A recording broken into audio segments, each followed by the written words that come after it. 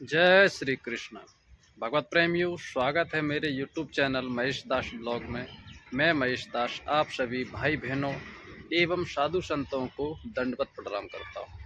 तो भगवत प्रेमियों, जैसा कि आपने थंबनेल में पढ़ा, मैंने उसमें लिखा था कि 5 विकार कौन से हैं, जैसे कि काम, क्रोध, लोभ, मोह, अहंकार।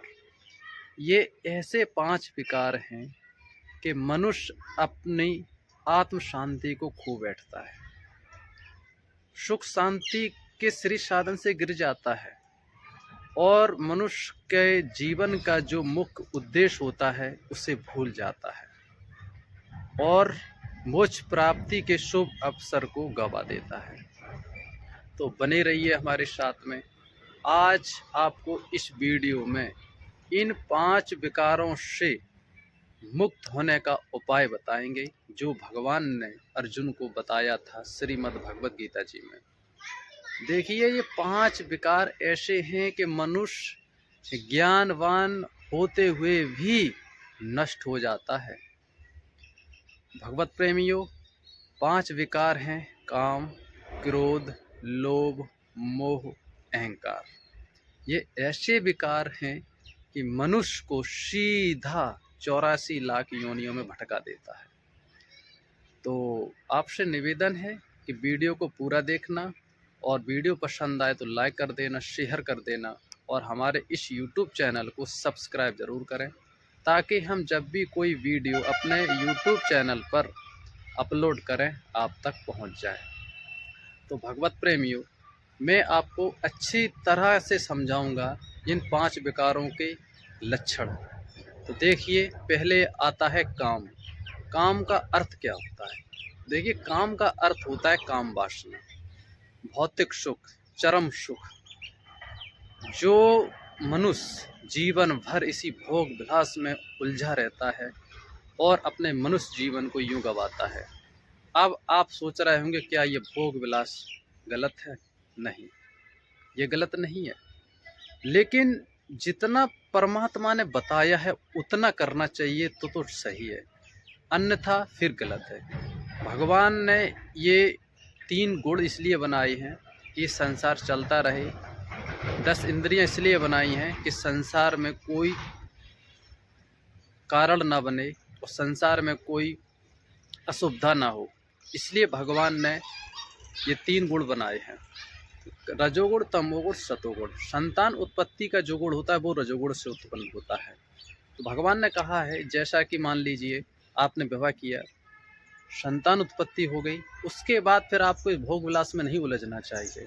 उसके बाद आपको प्रभु का भजन करना चाहिए। आप ग्रस्त जीवन जिएं, घर में रहें, आपके जो बच्चे हैं उनकी परवरिश करें, पढ़ाएं लिखाएं, उनको अच्छा ज्ञान दें, संस्कार दें और भजन करें, और उन बच्चों को से भी भजन करवाएं ताकि वो नास्तिक ना हो जाए।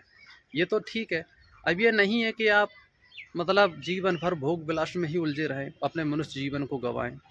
तो यहाँ तक भगवान ने कहा है कि जो शुभ है, जहाँ धर्म हेतु है, वहाँ तक तो ठीक है भोग विलास, यानी संतान उत्पत्ति करना ही तो सही है, लेकिन जीवन भर उसी में उलझे रहना, काम वासना में फंसे रहना, ये गलत है। तो यह भगवान ने कहा है। तो इसमें क्या होता है कि काम वासना में उलझकर मनुष्य अपने जीवन को नष्ट करता है और इंद्रियां शिथिल होने पर जो वासना इसमें जो बाधा बनती है, इस कारण से मनुष्य अपनी अशांति को प्राप्त होता है और शांति को खो बैठता है। तो ये कहाँ से उत्पन्न होता है? सिर्फ काम वासना से, इसलिए ये विकार है। दूसरा विकार आता है क्रोध। क्रोध में क्या होता है? ज्ञान का नाश हो जाता है, बुद्धि का नाश हो जाता है, मनुष्य अपना विवेक खो बैठता है और अग्नि के समान क्रोध जब उत्पन्न होता है तो मनुष्य सिर्फ और सिर्फ अपना सर्वनाश करता है और बाद में फिर पछताता है।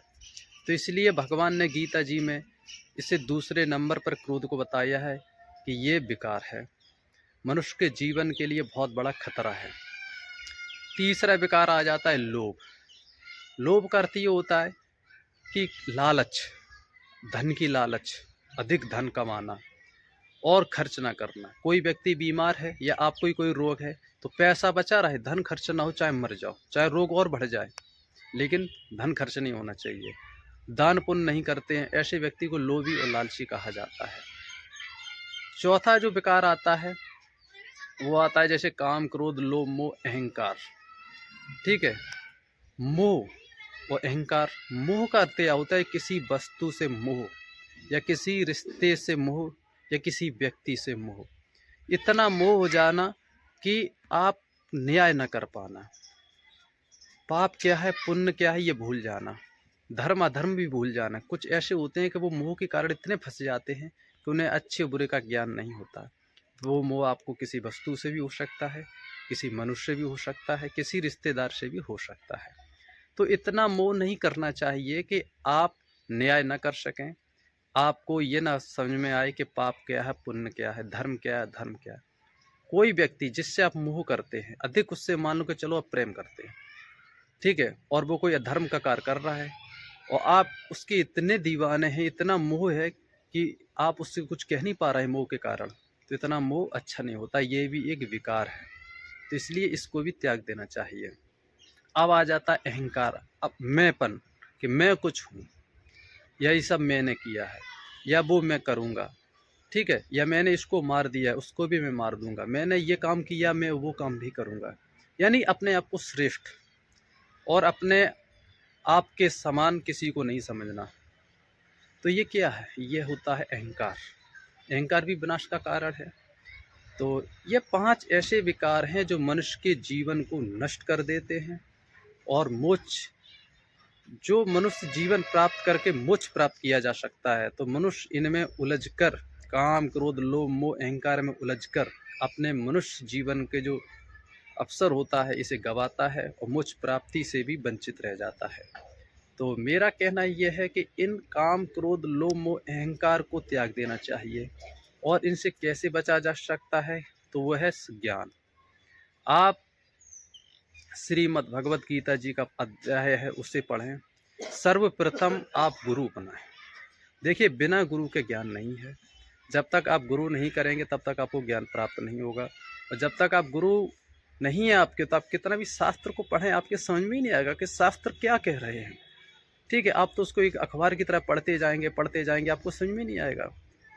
और गुरु अगर आपके हैं तो आपको सब कुछ समझ में आएगा और आपका भक्ति मन लगेगा, और आप इन 5 विकारों से ज़रूर बच पाएंगे और अपने जीवन को सुधार पाएंगे और अपना मोक्ष भी करवा पाएंगे।